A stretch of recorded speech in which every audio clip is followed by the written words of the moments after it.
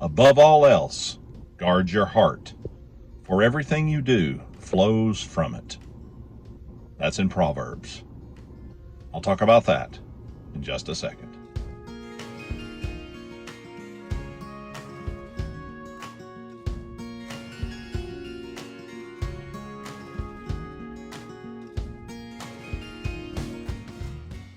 What does it mean to guard your heart?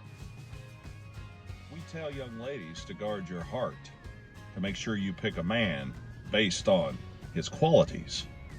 We tell young men to guard their heart, that they pick a young lady based on her qualities, the good ones. We tell people to guard their heart. Now, what does it mean exactly? We have a heart in our chest that circulates blood throughout our body, enabling us to have oxygen exchange within our organs, giving us the ability to be alive and to breathe and to function and to do all the things that we do as humans.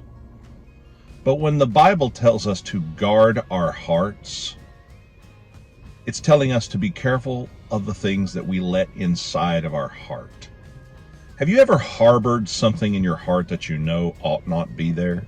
Maybe it's anger toward a friend that you should just forgive and let go. Maybe it's lust towards someone that you should stop thinking that way about.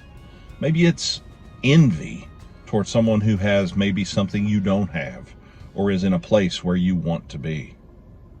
I think that harboring things in our heart that are negative like that most certainly affects our behavior, our attitude, and how we behave. I've seen envy drive people to be just terrible, awful monsters. Sometimes envy drives people to do things like steal or murder or harm. I've seen all kinds of things throughout the world, and I'll bet that if you've opened your eyes a couple of times, watched the news once or twice, you have too. That's the thing about harboring something in our heart. If we harbor something negative or bad in our hearts, it becomes what we think about. It becomes the kind of person we are. Many times, we think of things that when we know we shouldn't. If we don't let those things take root in us, if we make them go away, if we refuse to allow them to have dominance in our life, we can defeat them. A friend of mine once said, "You cannot keep birds from flying over your head, but you can certainly keep them from building a nest in your hair." And I think that's a really good way to look at it. We all have thoughts we shouldn't. We all have envious things that we see. All of us feel lust at some point or another. All of us feel all of these things, anger or whatever it might be. But we can defeat those things by simply refusing to dwell on them and to let God guide us and help us to walk away from those things we know to be wrong.